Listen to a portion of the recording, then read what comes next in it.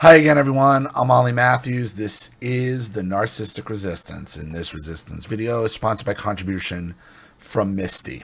And here's her story. We did it. Despite so many setbacks, we have finally upped sticks and moved away from Narcissister. Narcissister and the Chocolate Teapot, also known as my birth family. I even legally changed my name, so feel free to use it. Both of us felt completely different from the moment we arrived here, as if a huge weight had been lifted off us. My daughter has made lots of friends and is happy in her new school. We were both looking forward to going trick-or-treating around our new home. Yes, from October. From our new home. I remember you saying once that the anger never goes. I myself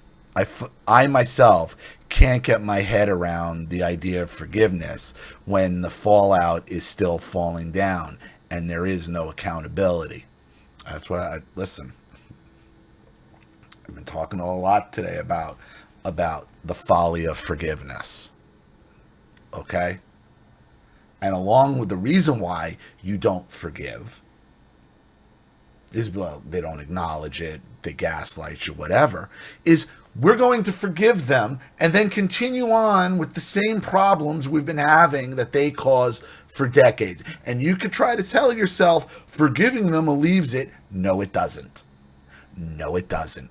All it does is give you opportunity to relieve yourself for a while of why you're still around these people, until all that bubbles back up to the surface and it all blows up again, and the cycle continues.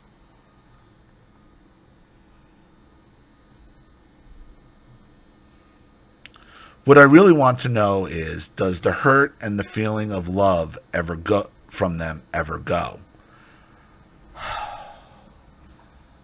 I can only speak on behalf of how I feel about Erin, my daughter. See, for me, and this is where I differ from most of the people in narcissism recovery or on my channel or other channels, is I never loved these people. I've hated them since I was a fucking child. There is no love. There was never love. There was never even the the the air of love. There wasn't even the disguise of love.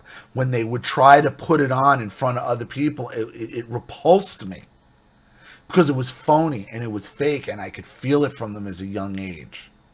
Any affection from them was like, ugh, get away from me. Get away from me, demon. I know what you really are. I was always like that. I was always like that. But as far as love from my daughter, real love, no. No, it crushes me every day. Every day. You learn to deal with it the best you can.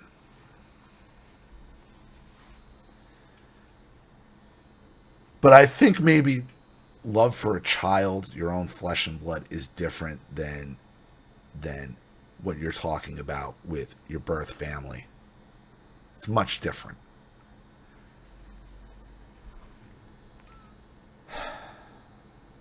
What was to love? I mean, that's the real question. This is the question you got to ask yourself, Misty. What was there to love in the first place? And when you sit down and you try to answer that question, you can't. No one can. No, they suck. They try to bring up some vacation here or some birthday there that's just piled on top of fucking bad memories. What was there to love? That's the question you have to ask. What was there to love about the narcissist? Nothing.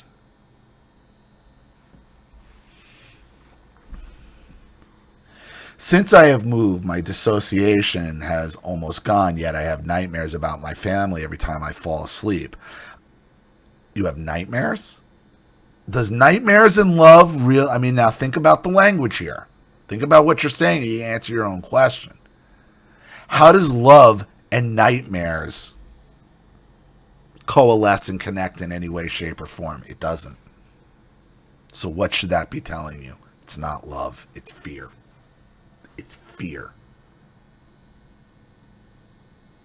Don't confuse fear for love after you go no contact from the narcissist. Don't. It's fear. And what do you really have to be afraid of at this point? Them showing up. It's not love.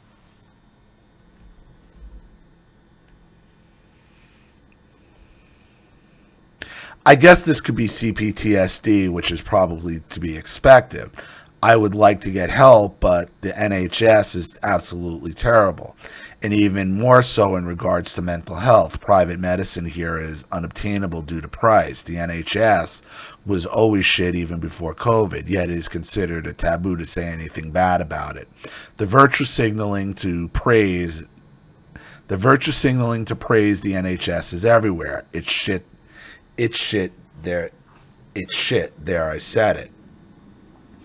Hopefully there won't be any preaching in the comments section. LOL. I doubt it on this channel. Now I'm experiencing a lot of physical pains with my bones, muscles, and joints, and struggle to move without hot baths and a lot of pain relief.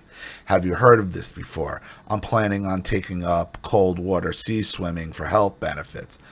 Your thoughts, please, Ollie. Misty. Well, I hear hot to cold is very good for the body. It's very good for muscular and joints. It's like you shouldn't only do hot, you should also do a lot of, I know people who swear by it, still up north, who go swimming in the freaking Atlantic Ocean off New York and New Jersey every day. They're out of their freaking minds.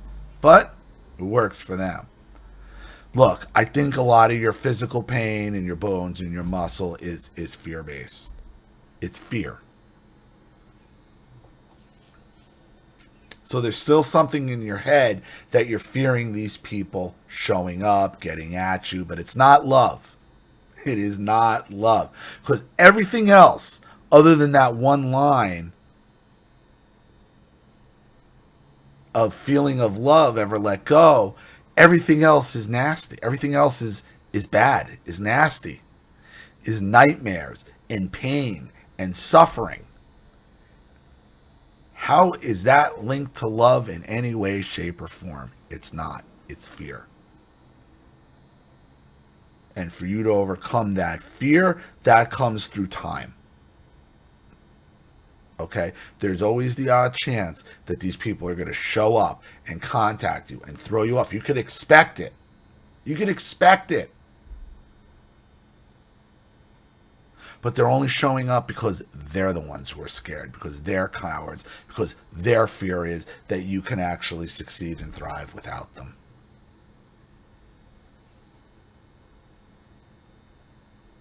Your success is the only thing that will quell your fear. That's it. And don't mistake fear for love. It's not. That's toxic. That'll drag you down. That false love, that false thinking that this is love is exactly what would get you to break no contact and give them one more chance.